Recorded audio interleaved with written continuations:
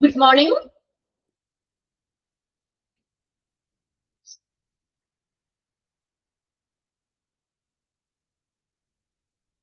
Good morning. നിങ്ങൾക്ക് Milu miss ആയിരുന്നല്ലേ first അവർ first അവർ അല്ല നിങ്ങളുടെ ഇന്ന് മിലു മിസ് അല്ലേ ക്ലാസ് മിസ് ഹോസ്പിറ്റലിലെ ഫാദറിനെ കൊണ്ട് ഹോസ്പിറ്റലിൽ ഒന്ന് പോയേക്കാം അപ്പൊ ഒരു 10 മിനിറ്റ് വൈകുമെന്ന് പറഞ്ഞേ വരാനായിട്ട് അപ്പൊ അതുകൊണ്ട് ഞാൻ കേറിയതാണ് കേട്ടോ. ഓക്കെ, ഒരു 10 മിനിറ്റ്. അപ്പോ ഞാനപ്പോ അതുകൊണ്ട് പുതിയത് ഇപ്പൊ നമ്മൾ ഇന്നലെ എടുത്തതിന്റെ കണ്ടിന്യൂസ് ചെയ്ത് ഞാൻ എടുക്കാനുള്ളതെന്ന് വെച്ചാൽ മിസ് വരുമ്പോഴത്തേക്കും എനിക്ക് ഇവിടുന്ന് ഇറങ്ങണം. അപ്പൊ അതുകൊണ്ട് ഞാൻ ഉണ്ടല്ലോ നമ്മുടെ ഈ സെക്കൻഡ് ചാപ്റ്ററിൽ റിക്രൂട്ട്മെന്റ് ആൻഡ് സെലക്ഷൻ എന്ന് പറഞ്ഞ നമ്മുടെ അടുത്ത ചാപ്റ്ററിലെ കുറച്ച് ക്വസ്റ്റ്യൻസ് നമുക്ക് ഡിസ്കസ് ചെയ്യാം. ഇപ്പൊ ഇങ്ങനെ ഫ്രീ ഒക്കെ കിട്ടുമ്പോൾ നിങ്ങൾക്കും അതിപ്പോ exam first second third chapter complete ചെയ്യുമ്പോൾ ഒരു പകുതി വെച്ചിട്ട് നിങ്ങൾക്ക് ഒരു എക്സാം ഉണ്ട്. ഒന്നാമത്തെ രണ്ടാമത്തെ മൂന്നാമത്തെ ചാപ്റ്റർ കഴിയുമ്പോൾ നിങ്ങൾക്ക് ഒരു എക്സാം വന്നിട്ടുണ്ട്. അപ്പൊ ആ ഒരു എക്സാമിനുള്ള ഒരു പ്രിപ്പറേഷൻ ആയിട്ട് കുറച്ച് ക്വസ്റ്റ്യൻസ് നമുക്ക് ഇവിടെ ഒന്ന് ഡിസ്കസ് ചെയ്യാം കേട്ടോ. ഇനിയിപ്പോ ഞാൻ അതിന്റെ കണ്ടിന്യൂ ചെയ്തെടുത്താലും മിസ് വരുമ്പോഴത്തേക്ക് എനിക്ക് ജസ്റ്റ് ഇറങ്ങേണ്ട വരെ. അപ്പൊ അതുകൊണ്ടാണ്, പിന്നെ പകുതി വെച്ചിട്ട് അത് നിർത്തണ്ടേ. അപ്പൊ അതുകൊണ്ട് നമുക്ക് കുറച്ച് ക്വസ്റ്റ്യൻസ് ഒന്ന് ഡിസ്കസ് ചെയ്യാം. നിങ്ങൾക്ക് ഒന്ന് ചെയ്യാൻ പറ്റുമോ എന്ന് നോക്കട്ടോ. നമ്മളിപ്പോ ഈ ചാപ്റ്റർ പഠിച്ചതിനെ ബേസ് ചെയ്തിട്ട് കുറച്ച് ക്വസ്റ്റ്യൻസ് ഞാനിവിടെ നിങ്ങൾ എഴുതിയെടുക്കണമെന്നില്ല, ജസ്റ്റ് ഒന്ന് കേട്ടിരുന്നാൽ മതി. ഞാൻ ഓപ്ഷനും വായിക്കാം ക്വസ്റ്റ്യനും വായിക്കാം. 4 ഓപ്ഷൻ ഉണ്ട്, ഓപ്ഷനും വായിക്കാം. അപ്പൊ നിങ്ങൾക്ക് എത്രത്തോളം അത് ആൻസർ ചെയ്യാൻ പറ്റും ഒരു റിവിഷൻ ആയിട്ട് നമുക്ക് എടുക്കാം കേട്ടോ. പിന്നെ നമ്മുടെ പോർഷൻ തീർന്നു കഴിഞ്ഞിട്ട് ഇപ്പൊ ഞാൻ പറഞ്ഞല്ലോ ഈ നെക്സ്റ്റ് ഒരു ക്ലാസ്സും കൂടി മതി ആ ഒരു സെക്ഷൻ തീരാൻ, പ്ലേസ്മെന്റ്. അത് കഴിഞ്ഞതിന് ശേഷം മിലു മിസ് എടുത്തോണ്ടിരുന്നതിന്റെ കുറച്ച് പോർഷൻസ് കൂടി കഴിഞ്ഞാൽ ഞങ്ങൾക്ക് ഏകദേശം ഒരുപോലെ പോർഷൻ അവിടെ കംപ്ലീറ്റ് സെക്കൻഡ് ചാപ്റ്റർ മൊത്തം കംപ്ലീറ്റ് ചെയ്യാൻ പറ്റും. അതിനുശേഷം നമുക്ക് ഇപ്പൊ എക്സാമിന് മുന്നായിട്ട് ചിലപ്പോ നിങ്ങൾക്ക് സമയം കിട്ടുവാണെങ്കിൽ അന്നേരം നമുക്ക് റിവിഷൻ ചെയ്ത് തരാം കേട്ടോ. ഓക്കെ, എന്തായാലും കുറച്ച് ക്വസ്റ്റ്യൻസ് നോക്കാം. മിസ് വരുമ്പോഴത്തേക്കും ഞാൻ ഇവിടെ നിന്ന് ഇറങ്ങും കേട്ടോ. ഓക്കെ, അതുവരേക്കും ക്വസ്റ്റ്യൻ നോക്കാം. ക്വസ്റ്റ്യൻ വായിക്കട്ടെ, എഴുതിയെടുക്കണ്ട, നിങ്ങൾ ജസ്റ്റ് ഒന്ന് കേട്ടിരുന്നാൽ മതി. നിങ്ങൾക്ക് എത്രത്തോളം ചെയ്യാൻ പറ്റും, നമ്മൾ എത്രത്തോളം പഠിച്ചു എന്ന് നമുക്കൊന്ന് നോക്കാം.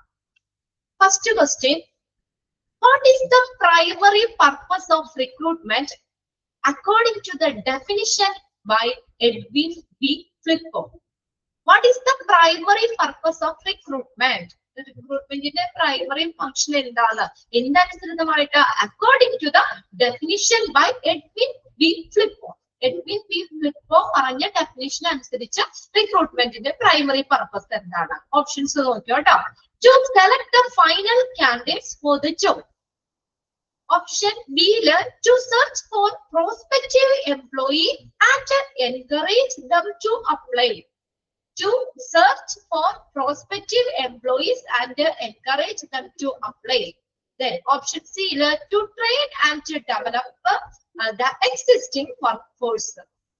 Option D, to evaluate the performance of the current employee. ഏതാ വരിക? എഡ്വിൻ ബി ഫ്ലിപ്പോയുടെ ഡെഫിനിഷൻ അനുസരിച്ച് കേട്ടാ. ഏത് ഓപ്ഷനാ? Okay, option B. കുറച്ച് ക്വസ്റ്റ്യൻസ് ഒക്കെ ചിലപ്പോൾ മോക്ക് ടെസ്റ്റ് കൂടി വന്നതായിരിക്കും. ഇവിടെ ഒരു ടെക്സ്റ്റ് ഉണ്ട്, ആ ടെക്സ്റ്റ് ആണ് ഞാൻ എടുത്തുകൊണ്ടിരുന്നേക്കണേ കേട്ടോ. അപ്പൊ അതിനകത്ത് നിന്ന് നമുക്ക് പ്രീവിയസ് ക്വസ്റ്റ്യൻ പേപ്പേഴ്സ് ഒക്കെ ഉൾക്കൊള്ളിച്ചുകൊണ്ട് കുറച്ച് ക്വസ്റ്റ്യൻസിന്റെ ഒരു ഗൈഡാണിത്. ഓക്കെ, നോക്കട്ടെ കേട്ടോ. മിസ് വന്നോന്ന് പറഞ്ഞേ, ഒരു മിനിറ്റ്, ഇവിടെ വാതിലേര് മുട്ടുന്നുണ്ട്.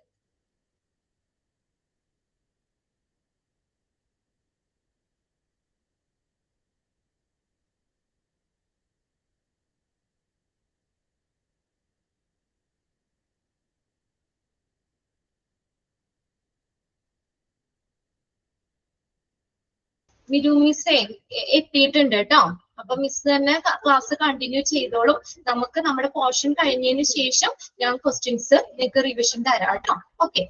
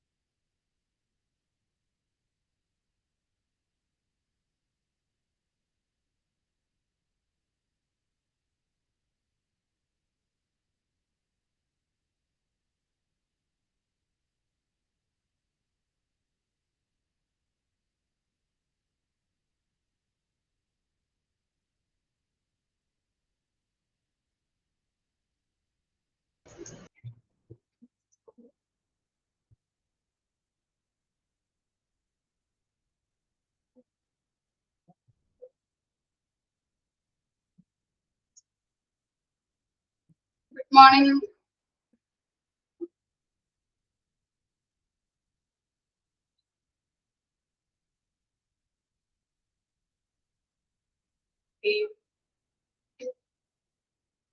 സ്റ്റാർട്ട് ചെയ്താലോ?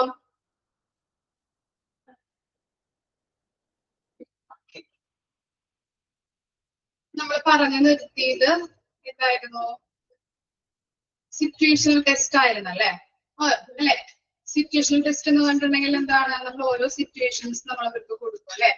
അപ്പൊ അവര് എങ്ങനെയാണ് അവരുടെ എക്സ്പ്രഷൻ കാര്യങ്ങള് എങ്ങനെയാണ് നമ്മൾ ഈ ടെസ്റ്റിലൂടെ നമ്മൾ ഇവാലുവേറ്റ് ചെയ്യുന്നത്. ഓക്കെ, ഗ്രൂപ്പ് ഡിസ്കഷൻ ഉണ്ടായിരുന്നു, അതുപോലെ തന്നെ എന്താണ് ഗ്രൂപ്പ് ഡിസ്കഷൻ നമ്മൾ പറഞ്ഞിരുന്നു അല്ലെ? അതുപോലെ തന്നെ എന്താ ഈ ഇൻ ബാസ്കറ്റ്. ഓക്കെ, സിറ്റുവേഷൻ ടെസ്റ്റിന്റെ ടൈപ്സ് ആണ് ഗ്രൂപ്പ് ഡിസ്കഷൻ, അതുപോലെ തന്നെ ഇൻ ബാസ്കറ്റ്. ഇനി നെക്സ്റ്റ് ആണ് ഇൻട്രസ്റ്റ് ടെസ്റ്റ്. എന്തായിരിക്കാം ഇൻട്രസ്റ്റ് ടെസ്റ്റ് എന്ന് പറഞ്ഞാല്? ആ പേരിൽ തന്നെ ഉണ്ടല്ലോ. എന്തായിരിക്കാം ഇൻട്രസ്റ്റ് ടെസ്റ്റ്? അറിയാൻ പറ്റുമോ? എന്താണ് ഇൻട്രസ്റ്റ് ടെസ്റ്റ്? ഇല്ല. ഓക്കെ, നമുക്ക് നോക്കാം. Interest test. Interest test are inventories of all likes and dislikes of the candidate pertaining to their work, occupation, hobbies, and other spare times activities. The main objective of this test is to identify the candidate's disinterest in the job offered to him and to decide upon the area in which the candidate correct ആണ്. എന്താണ്? Candidate is showing interest.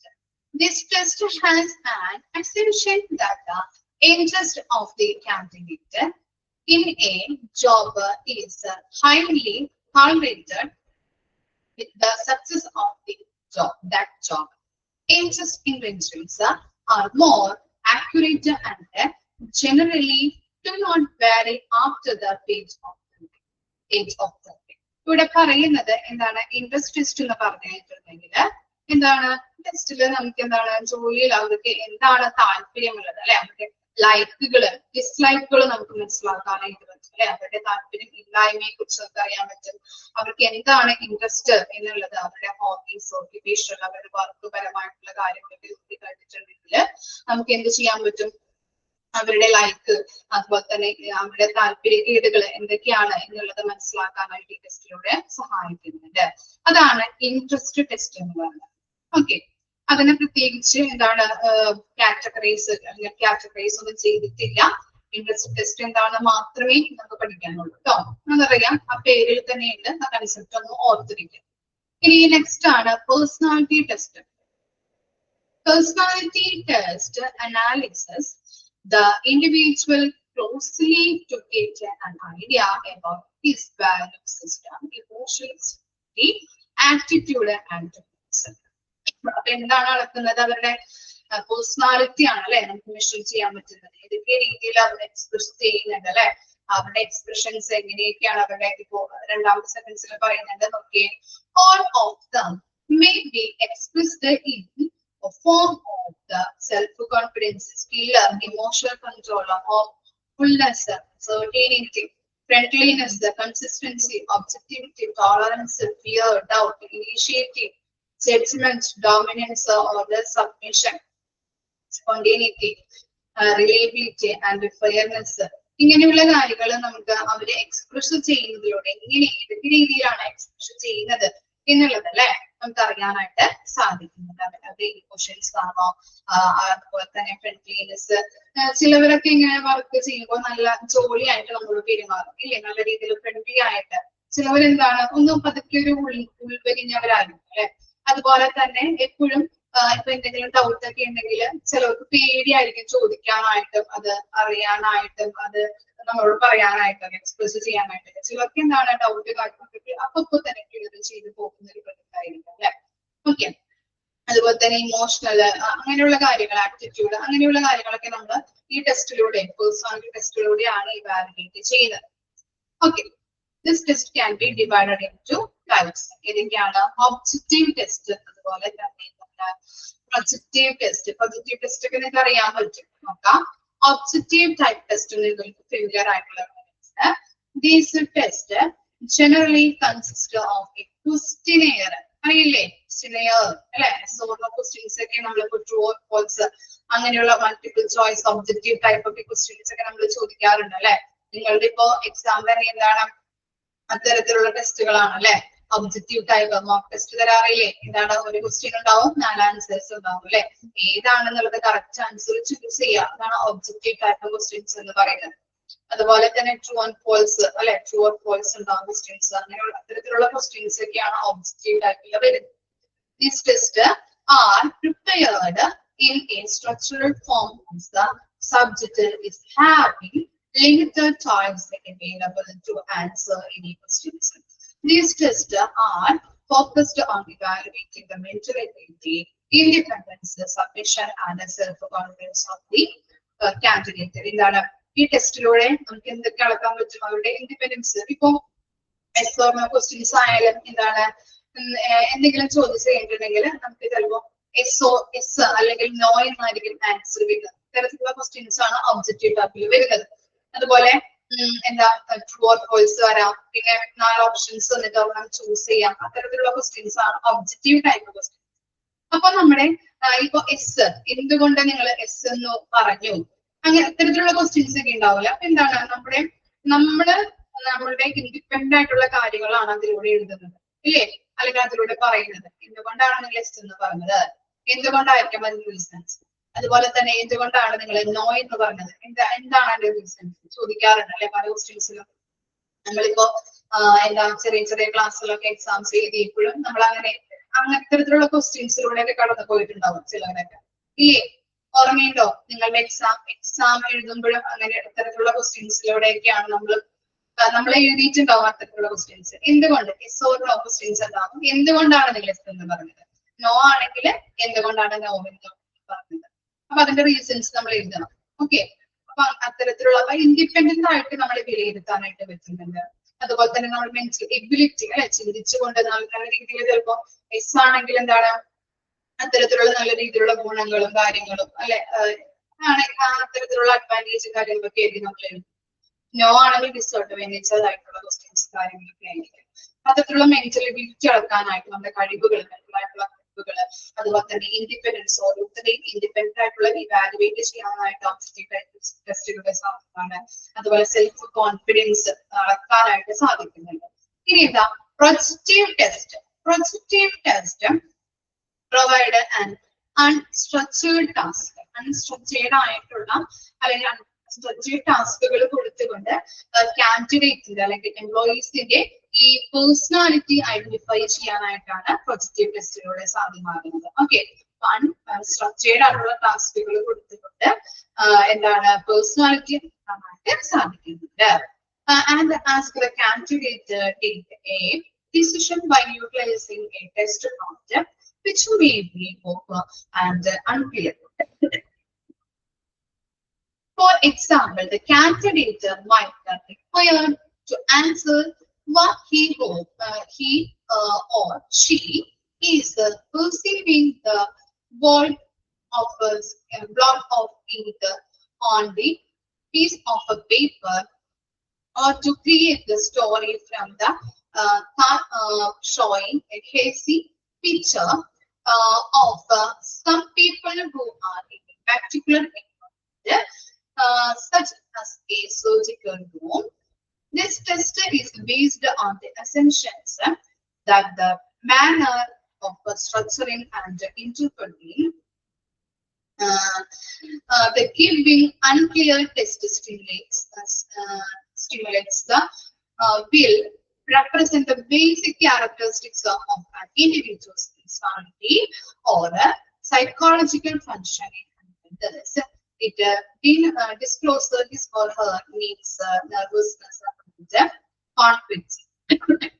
Therefore, the objective test evaluates the personality of individuals in time.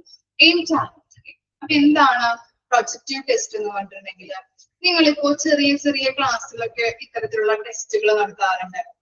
എന്താണ് ഇപ്പോ കുഞ്ഞു കുഞ്ഞു കുട്ടികൾക്കൊക്കെ അവരുടെ creativity increase ചെയ്യാൻ വേണ്ടിയിട്ട് അവരുടെ പേഴ്സണാലിറ്റി എങ്ങനെയാണ്, അവരെ ക്രിയേറ്റ് ചെയ്യുന്നത് അല്ലെങ്കിൽ അവർ ഇമാജിൻ ചെയ്യുന്നത് എങ്ങനെയാണെന്നൊക്കെ അറിയാൻ വേണ്ടിയിട്ട് നമ്മൾ എന്ത് ചെയ്യും, ഇപ്പൊ ഒരു സിംഹത്തിന്റെ പിക്ചർ ആണെങ്കിൽ അത് പദ്ധതിയായിട്ട് വരച്ചിട്ടുണ്ടാവും, അല്ലെങ്കിൽ ഇങ്ങനെ ഡോട്ടിട്ടൊക്കെ കൊടുത്തിട്ട് അതിനകത്ത് നിന്ന് ഒരു ആനിമലിന്റെ പിക്ചർ നിങ്ങൾ ഇമാജിൻ ചെയ്ത് വരയ്ക്കുക എന്നൊക്കെ കൊടുത്തു കഴിഞ്ഞിട്ടുണ്ടെങ്കിൽ നമുക്ക് അതിനകത്ത് നിന്ന് ചില കുട്ടികളൊക്കെ നല്ല രീതിയിൽ നമുക്ക് അതൊക്കെ നമ്മൾ കണക്ട് ചെയ്തുകൊണ്ട് അത് വരയ്ക്കാറുണ്ട്. കണ്ടിട്ടില്ലേ നിങ്ങള് പല എന്താ ബുക്സിലൊക്കെ കാണാറുണ്ട്, ഇങ്ങനെ ഡോട്ട് ഡോട്ട് ഇട്ട് കൊടുത്തിട്ടുണ്ടാവും. എന്നിട്ട് നമ്മൾ അതിൽ നിന്ന് കണക്ട് ചെയ്തിട്ട് വരയ്ക്കാനുള്ളത്. അതുപോലെ തന്നെ ഇല്ലേ, ഓക്കെ. അതുപോലെ തന്നെ ഇപ്പോ കുഞ്ഞു കുട്ടികളുടെ ഇപ്പോ അവർക്ക് നമ്മൾ ഒരു കഥ പറഞ്ഞു കൊടുത്തിട്ടുണ്ടെങ്കിൽ ആ കഥ തന്നെ നമുക്ക് തിരിച്ചു പറഞ്ഞു തരാറുണ്ട്. പക്ഷെ എന്താണ്, നമ്മൾ പറയുന്നത് പോലെയല്ല, അവരുടേതായിട്ടുള്ള രീതിയിൽ അവരെന്ത് ചെയ്യും, ഇമാജിൻ ചെയ്ത് കുറെയൊക്കെ അവര് കൂട്ടി അല്ലെ, എന്താ പറയാ, കുട്ടിനെ പീരിട്ട് കൊടുക്കുന്നത് പോലെ തന്നെ എന്ത് ചെയ്യുന്നുണ്ട് അവര്, ഈ കുറെ കാര്യങ്ങൾ അവരുടേതായിട്ടുള്ള കാര്യങ്ങൾ അവര് കൂട്ടി നമ്മളോട് ചേർത്ത് പറയും, അല്ലെങ്കിൽ നമ്മൾ പറഞ്ഞിരിക്കുന്ന കാര്യങ്ങൾ കുറച്ചുകൊണ്ട് അവരുടേതായിട്ടുള്ള രീതിയിൽ അവർ ഇമാജിൻ ചെയ്ത് കുറെ കാര്യങ്ങൾ അവർ പറയാറുണ്ട്. അപ്പൊ എന്താണ്, അവരുടെ ക്രിയേറ്റിവിറ്റി അല്ലെങ്കിൽ ഇമാജിനേഷൻ നല്ല രീതിയിൽ ഡെവലപ്പ് ആവാനായിട്ട് സാധിക്കുന്നുണ്ട് അല്ലെ. അതുപോലെയാണ് ഈ ടെസ്റ്റ് എന്ന് പറഞ്ഞാല് പ്രൊജക്റ്റീവ്, അത്തരത്തിലുള്ള ടെസ്റ്റുകളാണ് പ്രൊജക്റ്റീവ് ടെസ്റ്റുകൾ എന്ന് പറയുന്നത്. അപ്പൊ നമ്മൾ എന്ത് ചെയ്യുന്നുണ്ട്, ഈ ടെസ്റ്റിലൂടെ നമുക്ക് കാൻഡിഡേറ്റ്സിന്റെ അല്ലെങ്കിൽ എംപ്ലോയീസിന്റെ പേഴ്സണാലിറ്റി നമുക്ക് ഐഡന്റിഫൈ ചെയ്യാനായിട്ട് സാധിക്കും. ഓക്കെ, അതെങ്ങനെയാണ്, അൺസ്ട്രക്ചേർഡ് ആയിട്ടുള്ള ടാസ്കുകൾ കൊടുത്തുകൊണ്ടാണ് പേഴ്സണാലിറ്റിയിൽ ഐഡന്റിഫൈ ചെയ്യാനായിട്ട് സാധിക്കുന്നത്, ഐഡന്റിഫൈ ചെയ്യാനായിട്ട് പറ്റുന്നത്. ഇത്തരത്തിലുള്ള ടെസ്റ്റുകളാണ് ഇതിൽ വരുന്നത്, പേഴ്സണാലിറ്റി ടെസ്റ്റിൽ വരുന്നത്. എന്താണ്, ഒബ്ജക്റ്റീവ് ടൈപ്പ് ഉണ്ട്, അത് സോർനോ ആണ്. അതുപോലെ തന്നെ ട്രൂ ആൻഡ് ഫോൾസ് ഉണ്ടാവും, ഒബ്ജക്റ്റീവ് ടൈപ്പ് ക്വസ്റ്റ്യൻസ് ഉണ്ടാവും കേട്ടോ. അതറിയാലോ, ഒരു ക്വസ്റ്റ്യന് 4 ആൻസർ വെച്ചിട്ടുണ്ടാവും, അത് നമ്മൾ ഐഡന്റിഫൈ ചെയ്യാനായിട്ട് ഇതിൽ കറക്റ്റ് ആൻസർ ഏതാണെന്നുള്ളത് ഐഡന്റിഫൈ ചെയ്യാം. അത്തരത്തിലുള്ള ടെസ്റ്റുകളാണ് ഒബ്ജക്റ്റീവ് ടെസ്റ്റ് എന്ന് പറയുന്നത്. അതുപോലെ പ്രൊജക്റ്റീവ് ടെസ്റ്റ് എന്ന് പറഞ്ഞിട്ടുണ്ടെങ്കിൽ അൺസ്ട്രക്ചേർഡ് ആയിട്ടുള്ള ടാസ്കുകൾ കൊടുത്തുകൊണ്ട് കാൻഡിഡേറ്റ്സിന്റെ പേഴ്സണാലിറ്റി അളക്കുന്നതാണ് പ്രൊജക്റ്റീവ് ടെസ്റ്റ് എന്ന് പറയുന്നത്. ഓക്കെ, ഇത്തരമാണ് നമ്മൾ പറഞ്ഞിരിക്കുന്ന ടെസ്റ്റുകളെ കുറിച്ച്, ഡിവൈഡ് ചെയ്തിരിക്കുന്ന കാര്യങ്ങളെ കുറിച്ച് നമ്മൾ പഠിച്ചില്ലേ. ഓരോ ഇത് പഠിച്ചല്ലേ, നമ്മള് പഠിച്ച ഡയഗ്രാം അവിടെ കണ്ടിരുന്നു അല്ലെ. തരത്തിലുള്ള ടെസ്റ്റുകളാണ് നമ്മൾ കംപ്ലീറ്റ് ആക്കിയിട്ടുണ്ട്, വായിച്ചു നോക്കാം കേട്ടോ.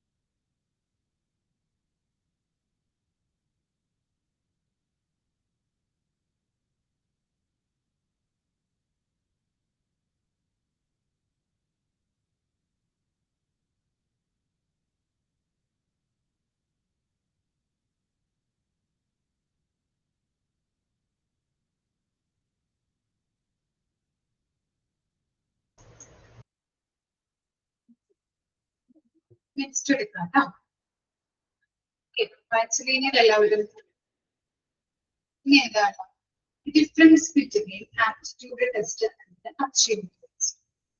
ഓക്കെ, എന്താണ് ആപ്റ്റിറ്റ്യൂഡ് ടെസ്റ്റ്, എന്താണ് അച്ചീവ്മെന്റ് ടെസ്റ്റ് എന്നുള്ളത് നമുക്ക് പഠിച്ചിട്ടുണ്ട്. ഇനി അതിന്റെ ഡിഫറൻസ് തമ്മിലുള്ള ഡിഫറൻസ് ആണ് നമ്മൾ നോക്കാൻ പോകുന്നത്. ഫസ്റ്റ് വൺ നോക്കാം. Aptitude has traditionally referred to a person's capacity of a profiter from further training. Achievement has referred to the degree of ability already attained. എന്താണ് ആപ്റ്റിറ്റ്യൂഡ് ടെസ്റ്റ് എന്ന് പറഞ്ഞിട്ടുണ്ടെങ്കിൽ, ആപ്റ്റിറ്റ്യൂഡ് ടെസ്റ്റ് എന്ന് പറഞ്ഞാൽ person's capacity of or to profit from further training അല്ലെ. എന്താണ് നിലവിലുള്ള ജോബിന് പുറമെ കൂടുതൽ പരിശീലനം ലഭിക്കുന്നതിന് കൊണ്ടുള്ള ഒരു വ്യക്തിയുടെ പരിശീലനം നമ്മൾ എന്താണ് ആ പരിശീലനത്തിലൂടെ ലാഭം ഉണ്ടാക്കുന്നതിനുള്ള ഒരു വ്യക്തിയുടെ കഴിവിനെയാണ് നമ്മൾ എന്തെന്ന് പറയുന്നത് ആപ്റ്റിറ്റ്യൂഡ് എന്ന് പറയുന്നത്. അതുകൂടി പറയാം, നിലവില് ഒരു ജോബ് ഉണ്ടാവും. ഓക്കെ, ആ വ്യക്തിക്ക് ഒരു ജോബ് ഉണ്ടാവും. ആ ജോബിന് പുറമെ കൂടുതൽ പരിശീലനത്തിലൂടെ ലാഭം ഉണ്ടാക്കുന്നതിനുള്ള ഒരു കഴിവിനെ ആണ് നമ്മൾ പറയുന്നത് ആപ്റ്റിറ്റ്യൂഡ്. അതായത് ഇപ്പൊ ഒരു വ്യക്തിക്ക് എന്താ പറയാ, ഒരു ടീച്ചർ ആയിരിക്കാം. ഓക്കെ, ഇനി ടീച്ചർ കഴിഞ്ഞിട്ട് ആ വ്യക്തിക്ക് എന്താണ് അപ്പൊ സ്കൂളിൽ നിന്ന് എന്താണ് മാസം ശമ്പളം കിട്ടും അല്ലെ. ഇനി ആ വ്യക്തി എന്ത് ചെയ്യുന്നുണ്ട്, വീട്ടിൽ പോയിട്ട് കുട്ടികൾക്ക് ട്യൂഷൻ കൊടുക്കുന്നുണ്ട്. അപ്പൊ എന്താ ഒരു എക്സ്ട്രാ ഏർണിങ്സും കൂടി ആ വ്യക്തിക്ക് കിട്ടുന്നുണ്ട് ഇല്ലേ. സ്കൂളിൽ നിന്നുള്ള വരുമാനത്തിന് പുറമെ കിട്ടുന്നതാണ് എന്ത് ട്യൂഷൻ ഫീസ് എന്ന് പറയുന്നത്. ഓക്കെ, അതുപോലെ തന്നെ എന്താ പറയാ, വേറെ ഏതെങ്കിലും ഇപ്പോ എന്താണ് ഇപ്പോ എന്താ ബ്യൂട്ടീഷ്യൻ മേക്കപ്പ് ആർട്ടിസ്റ്റ് ആണെങ്കിൽ എന്താണ് അദ്ദേഹത്തിന് കടയിൽ പോയിട്ട് എന്താണ് മാസത്തിലെ ശമ്പളം കിട്ടും. അതിനുശേഷം വീട്ടിലിരുന്നപ്പോ എക്സ്ട്രാ ഇപ്പോ വൈകുന്നേരം അദ്ദേഹം വരുമ്പോ ചിലപ്പോ ആളുകൾ ത്രെഡ് ചെയ്യാനോ ഫേഷ്യൽ ചെയ്യാനൊക്കെ വന്നാൽ എന്താണ് അപ്പോ എക്സ്ട്രാ വരുമാനം കിട്ടുന്നുണ്ട്. അതാണ് എന്ത് ആപ്റ്റിറ്റ്യൂഡ് എന്ന് പറയുന്നത്. ഓക്കെ, നിലവിലുള്ള ഒരു ജോബിന് പുറമെ എന്താണ് കൂടുതൽ പരിശീലനത്തിലൂടെ ലാഭം ഉണ്ടാക്കുന്നതിനുള്ള ഒരു വ്യക്തിയുടെ കഴിവിനെയാണ് നമ്മൾ ആപ്റ്റിറ്റ്യൂഡ് എന്ന് പറയുന്നത്.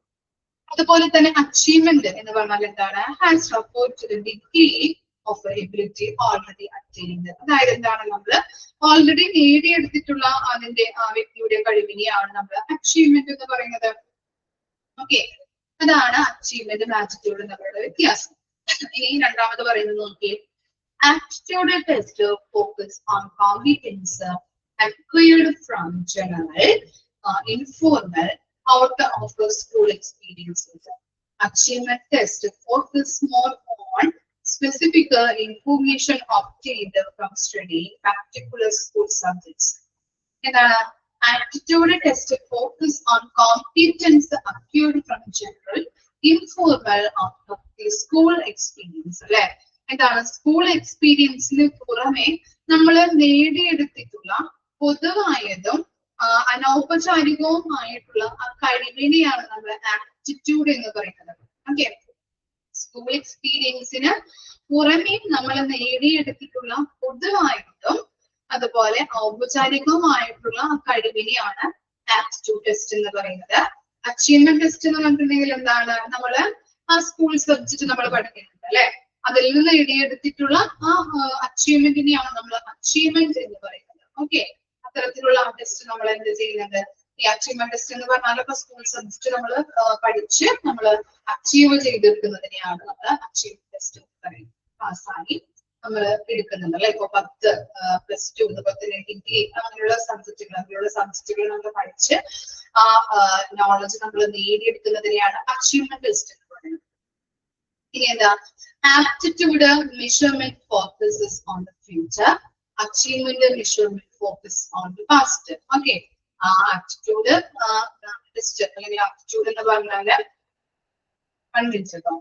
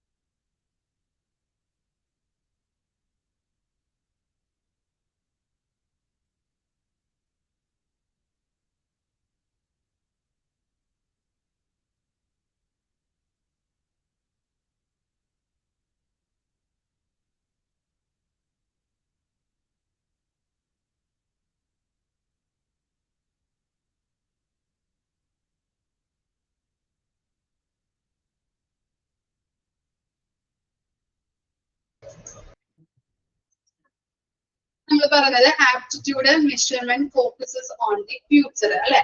ആപ്റ്റിറ്റ്യൂഡ് എന്താണ്, ഫ്യൂച്ചറിനെയാണ് കൂടുതൽ ഫോക്കസ് ചെയ്യുന്നത്. അതുപോലെ തന്നെ അച്ചീവ്മെന്റ് എന്ന് പറഞ്ഞിട്ടുണ്ടെങ്കിൽ പാസ്റ്റിനെയാണ് അല്ലെ. നമ്മൾ എന്താണ് സ്കൂൾ സബ്ജക്റ്റ് ഒക്കെ നേടിയെടുത്ത ആ പാസ്റ്റിനെയാണ് നമ്മൾ മെഷർ ചെയ്യുന്നത്.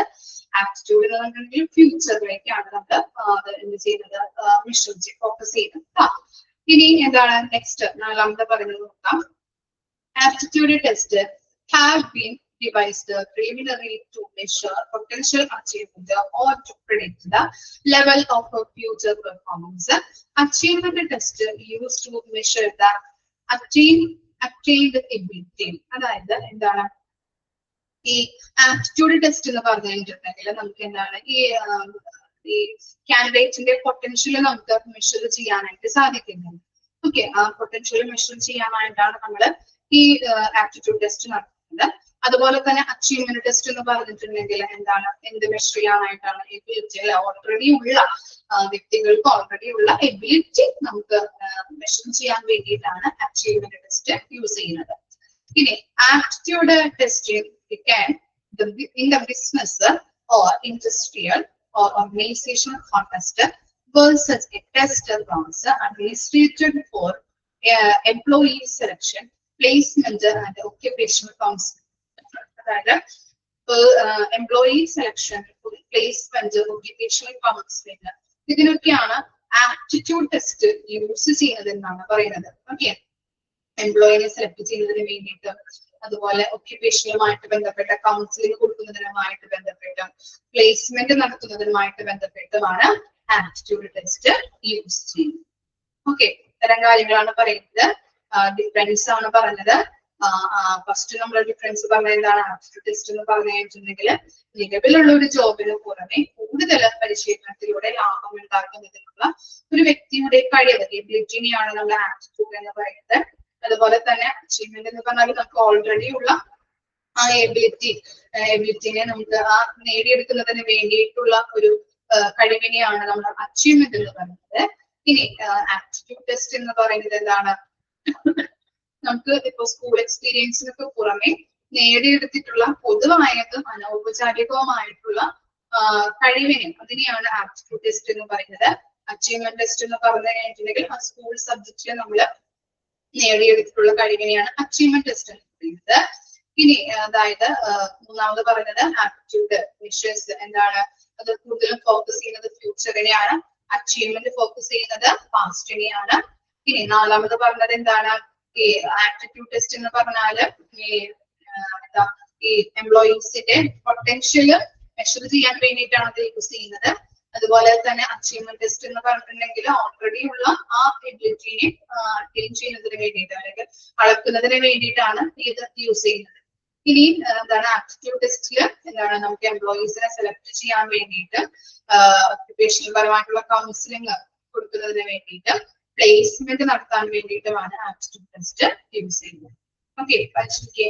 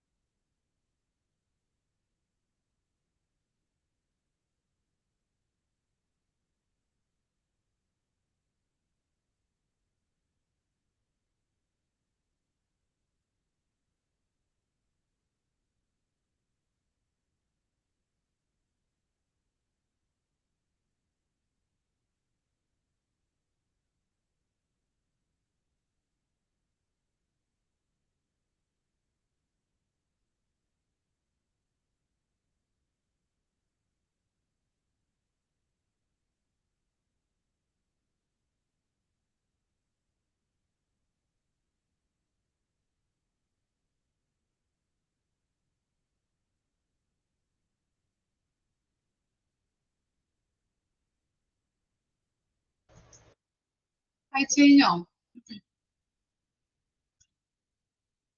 നെക്സ്റ്റ് ആണ് ചൂസിങ് എ ടെസ്റ്റ്.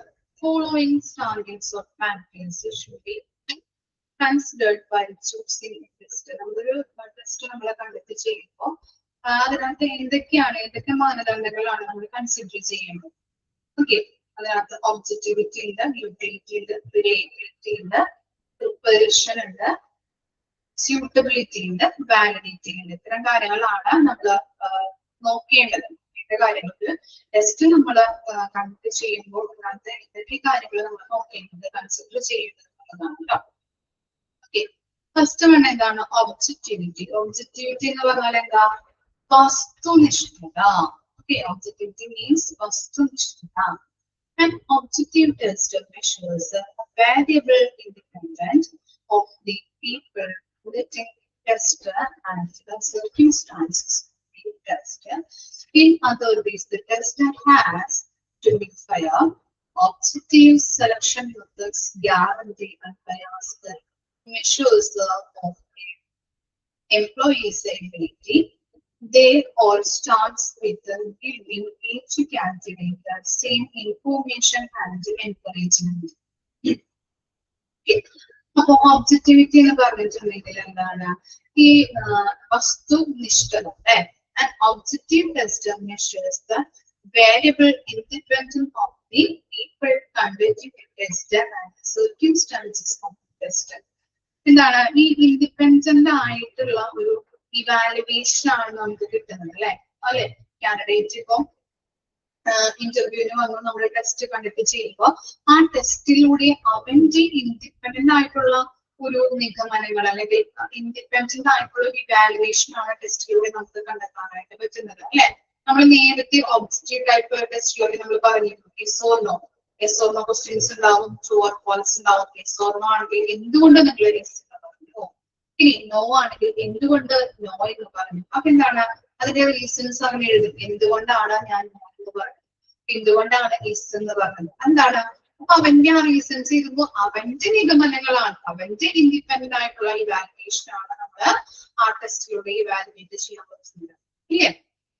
ഓക്കെ, ഇനി എന്താ പറയുന്നത്? അതുപോലെ തന്നെ ടെസ്റ്റ് നമ്മൾ കണ്ടക്ട് ചെയ്യുമ്പോൾ test has to be fair, അല്ലെ? ന്യായമായിരിക്കണം. Objective selection methods guarantee unbiased measures on the employee's ability.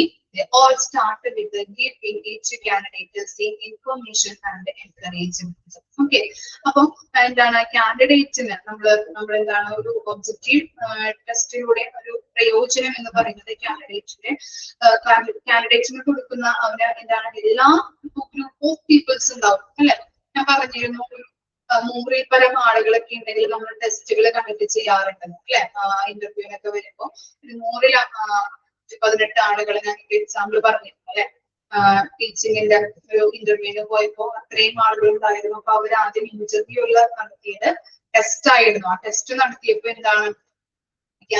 എല്ലാ കാൻഡിഡേറ്റിനും സെയിം ഇൻഫോർമേഷൻസ്, സെയിം ക്വസ്റ്റ്യൻസ് ആണ് കൊടുത്തത്, അല്ലെ? അതിലൂടെ അവരുടെ ഒരു ഒബ്ജക്റ്റീവ് ടൈപ്പ് ആയിട്ടുള്ള ക്വസ്റ്റ്യൻസ് ആയിരുന്നു. അങ്ങനെ അവന്റെ ഇൻഡിപെൻഡന്റ് ആയിട്ടുള്ള ഇവാലുവേഷനിലൂടെയാണ് നമ്മൾ അവര് സെലക്ട് ചെയ്തത്. എത്ര മാർക്ക് ഹൈസ്കൂൾ കിട്ടിയ ആളുകളെ നമ്മൾ സെലക്ട് ചെയ്തു, ഇന്റർവ്യൂ നടത്തുകയാണ് ചെയ്യുന്നത്.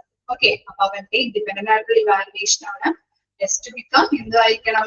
ഫെയർ ആയിരിക്കണം, ന്യായമായിരിക്കണം. അതുപോലെ തന്നെ അവരൊരു എൻകറേജ്മെന്റ് ലഭിക്കുന്ന ഒരു ടെസ്റ്റിലൂടെ എങ്ങനെയാണെന്ന് വെച്ചാൽ സെയിം ഇൻഫർമേഷൻസ്. ഇപ്പൊ ബി എഡ് പഠിച്ചത് ഈ സ്കൂളിലെ ടീച്ചറിനെ ആവശ്യമുണ്ടെങ്കിൽ എല്ലാവർക്കും ഇപ്പൊ ബി എഡ് പഠിച്ച ടീച്ചർമാർ ചിലപ്പോൾ ഇംഗ്ലീഷ് മെയിൻ സബ്ജക്റ്റ് ആയിരിക്കാം, ഇംഗ്ലീഷ് എടുത്ത ടീച്ചർമാരുണ്ടാവാം, കൊമേഴ്സ് എടുത്ത ടീച്ചർമാരുണ്ടാവാം, അതുപോലെ മലയാളം, അങ്ങനെയുള്ള എല്ലാ സോഷ്യൽ സയൻസ്, അങ്ങനെയുള്ള എല്ലാ കാര്യങ്ങളും എല്ലാ സബ്ജക്റ്റുകളും ഉൾപ്പെട്ടിട്ടുള്ള ഒരു UP ടെസ്റ്റ് ആണ് അവിടെ നടത്തിയത്. അങ്ങനെ ടെസ്റ്റ് നടത്തുമ്പോൾ ഞാനിപ്പോ കൊമേഴ്സ് ആണെങ്കിൽ കൊമേഴ്സ് ബേസ്ഡ് ആയിട്ടുള്ള കാര്യങ്ങളായിരിക്കും എന്നോട് ചോദിക്കുന്നത്. എന്താണ്?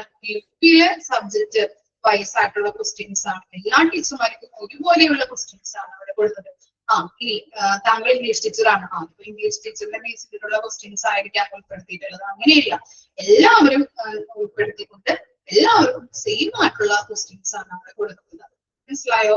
അങ്ങനെ അതിൽ നിന്നും നമ്മൾ ടെസ്റ്റ് കണ്ടക്ട് ചെയ്തിട്ടാണ് ഹൈ സ്കോറുള്ള ആളുകളെ സെലക്ട് ചെയ്യുന്നത്. ടെസ്റ്റ് ന്യായമായിരിക്കണം, ഇൻഡിപെൻഡന്റ് ഇവാലുവേഷൻ ആണ് കിട്ടുന്നത് അല്ലെ. ടെസ്റ്റ് എന്താണ് വസ്തുനിഷ്ഠമായിരിക്കണം അല്ലെ, അല്ലെങ്കിൽ ഫെയർ ആയിരിക്കണം, ന്യായമായിരിക്കണം. ഓക്കെ, അതാണ് അവിടെ പറയുന്നത് ഒബ്ജക്ടിവിറ്റി എന്ന് പറഞ്ഞിട്ടുണ്ടെങ്കിൽ നമുക്ക് എന്താണ് ഒരു ഇൻഡിപെൻഡന്റ് ആയിട്ടുള്ള ഒരു ഇവാലുവേഷൻ ആണ് ടെസ്റ്റിലൂടെ നമുക്ക് അളക്കാൻ പറ്റുന്നത്. ഒബ്ജക്ടിവിറ്റി. ഇനി നെക്സ്റ്റ് ആണ് എന്ത്, utility.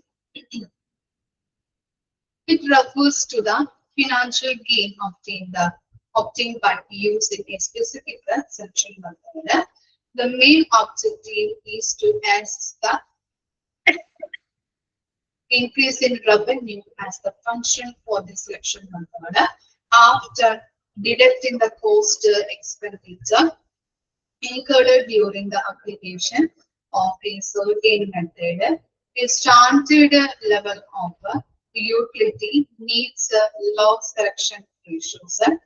Thus, it is totally related to the capability of an organization to attract the larger number of talent and qualified applicant for a patent position.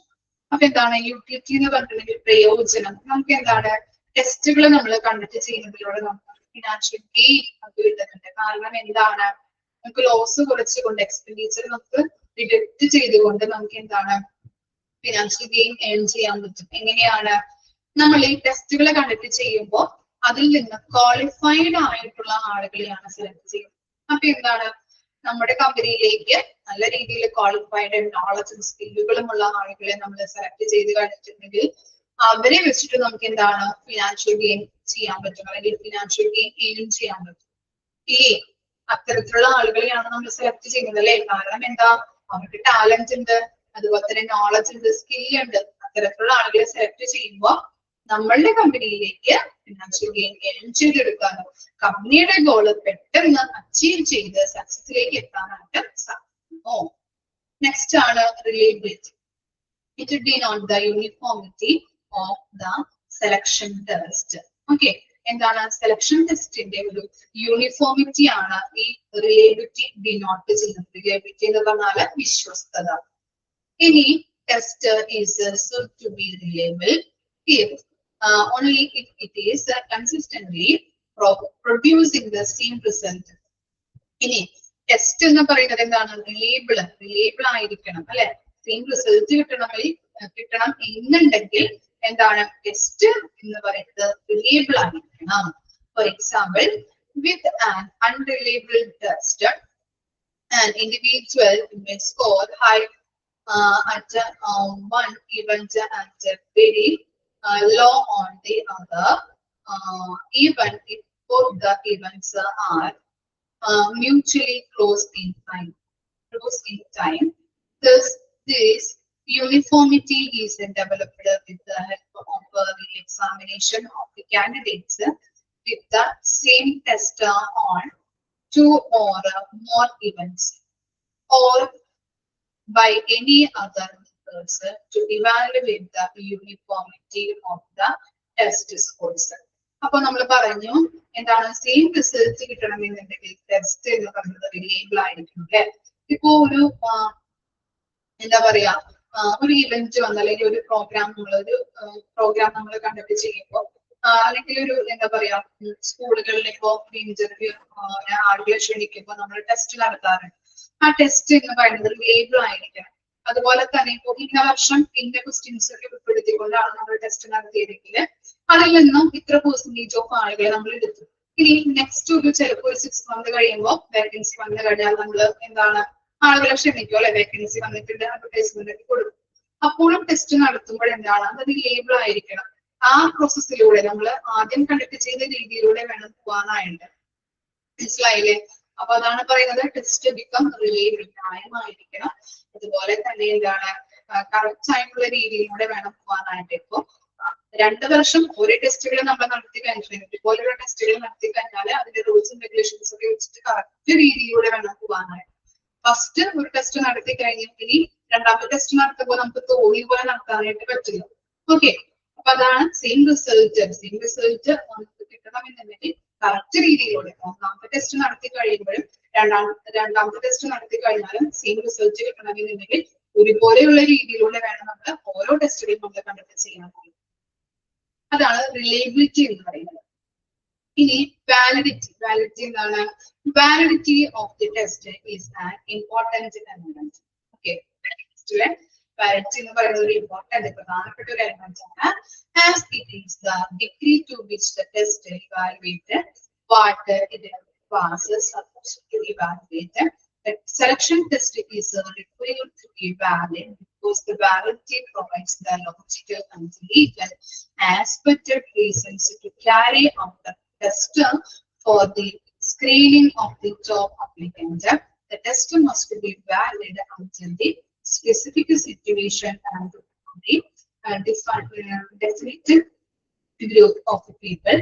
Therefore, the test is said to be valid when it is capable to measure the factors for which it is designed. എന്താണ് validity എന്ന് പറഞ്ഞാൽ നമ്മൾ പറഞ്ഞു selection ടെസ്റ്റിന്റെ ഒരു പ്രധാനപ്പെട്ട അല്ലെങ്കിൽ ഒരു ഇമ്പോർട്ടന്റ് ആയിട്ടുള്ള ഒരു കാര്യമാണ് ഇതെന്ന് പറയുന്നത് വാലിഡിറ്റി എന്ന് പറയുന്നത് അല്ലെ. ഒരു പരീക്ഷ നമ്മൾ എത്രത്തോളം അത് വിലയിരുത്തേണ്ടതായിരുന്നു എന്നുള്ളതാണ് എന്ത് വാലിഡിറ്റി എന്ന് പറയുന്നത്. അല്ലെ, ഒരു പരീക്ഷ നമ്മൾ നടത്തി കഴിയുമ്പോൾ അത് എത്രത്തോളം നമ്മൾ ഇവാലുവേറ്റ് ചെയ്യേണ്ടതായിരുന്നു എന്നുള്ളതാണ് വാലിഡിറ്റി കൊണ്ട് ഉദ്ദേശിക്കുന്നത്.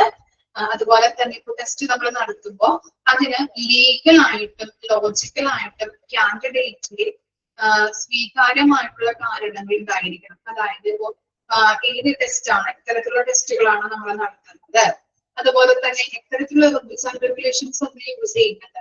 നമ്മളിപ്പോ ഒരു ടെസ്റ്റ് നടത്തുമ്പോൾ ഇപ്പൊ എന്താ സെറ്റിന്റെ എക്സാം ഒക്കെ ആണെങ്കിൽ എന്താണ് പോർഷൻസ് നമുക്ക് ഉണ്ടാവും പഠിക്കാനുള്ളത്, അതുപോലെ തന്നെ ഇന്ന ഡേറ്റ്, അതുപോലെ തന്നെ റിപ്പോർട്ടിംഗ് ടൈം, പിന്നെ അതുപോലെ തന്നെ എന്താ വാച്ചിങ് കാര്യങ്ങളൊന്നും യൂസ് ചെയ്യാൻ പാടില്ല, ആധാർ കാർഡ് കൊണ്ടുവരണം. അപ്പൊ ഇന്ന റൂൾസ് ആൻഡ് റെഗുലേഷൻസ് അതിലുണ്ട് അല്ലെ, അത്തരത്തിലുള്ള കാര്യങ്ങളാണ് അല്ലെ.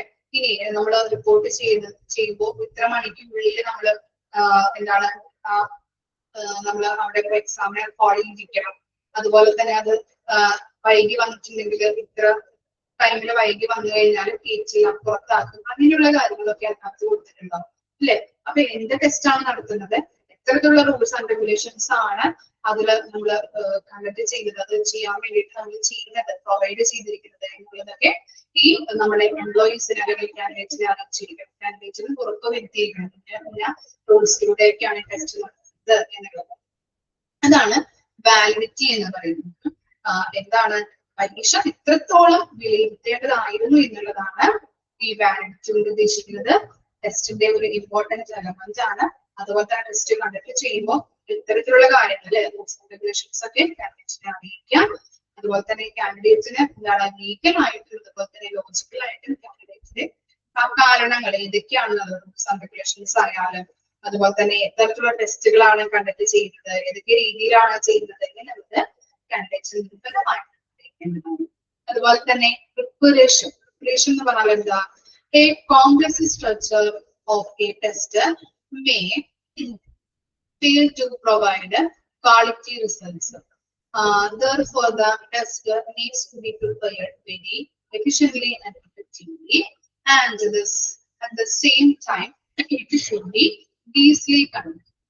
Efficient ആയിട്ടും effective ആയിട്ടും നമ്മുടെ ടെസ്റ്റുകൾ കണ്ടക്ട് ചെയ്യുന്നത് അത്യാവശ്യമാണ്. ഇപ്പോ കോംപ്ലക്സ് സ്ട്രക്ചറിലാണ് ടെസ്റ്റുകൾ നമ്മൾ പ്രിപ്പയർ ചെയ്യുന്നതെങ്കിൽ അതിന്റെ റിസൾട്ട് എന്താണ്, നമുക്ക് അത്രയും ക്വാളിറ്റി കുറഞ്ഞ റിസൾട്ട് ആയിരിക്കും കിട്ടുന്നത് അല്ലെ.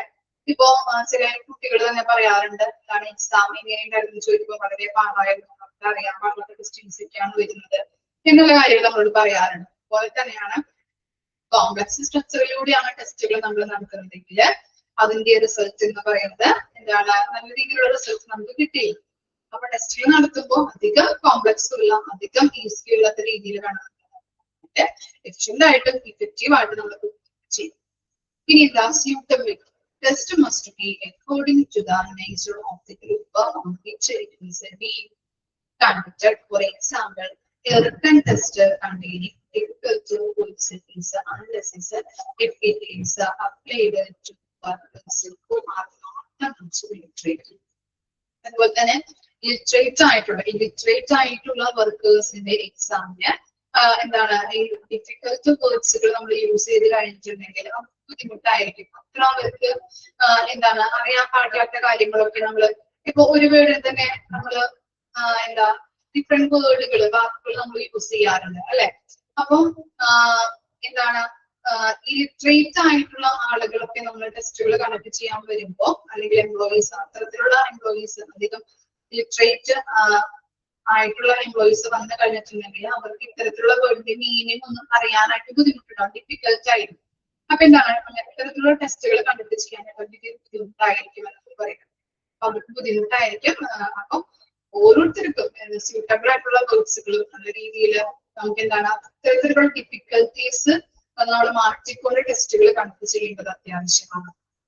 സ്യൂട്ടബിൾ ആയിട്ടുള്ള വേർഡ്സുകൾ കാര്യങ്ങൾ അധികം ഡിഫിക്കൽട്ട് ആയിട്ടുള്ള വേർഡ്സുകൾ യൂസ് ചെയ്യാതെ നല്ല രീതിയിൽ ടെസ്റ്റുകൾ കണ്ടക്ട് ചെയ്യുന്നത് അത്യാവശ്യമാണെന്നാണ് പറയുന്നത്. ഓക്കെ, അപ്പൊ നമ്മൾ നോക്കുന്നത് ഏതൊക്കെയാണ് ടെസ്റ്റുകൾ നമ്മൾ കണ്ടക്ട് ചെയ്യുമ്പോൾ ഇത്തരത്തിലുള്ള ഫാക്ടേഴ്സുകൾ അല്ലെങ്കിൽ മാനദണ്ഡങ്ങളാണ് നമ്മൾ കൺസിഡർ ചെയ്യേണ്ടതെന്നാണ്. ഒബ്ജക്റ്റിവിറ്റി പറഞ്ഞു, യൂട്ടിലിറ്റി പറഞ്ഞു, റിലയബിലിറ്റി പറഞ്ഞു, വാലിഡിറ്റി, പ്രിപ്പറേഷൻ, സ്യൂട്ടബിലിറ്റി. വായിച്ചോക്കേ.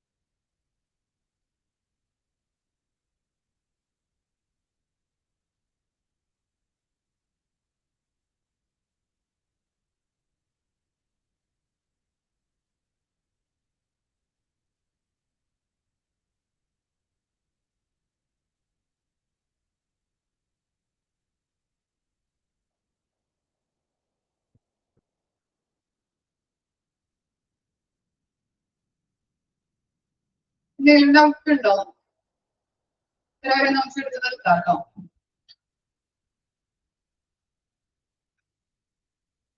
ക്ലിയർ ആണോ? ഓക്കെ, അപ്പൊ നമുക്ക് നെക്സ്റ്റ് ക്ലാസ്സിൽ കാണാം. Okay, thank you.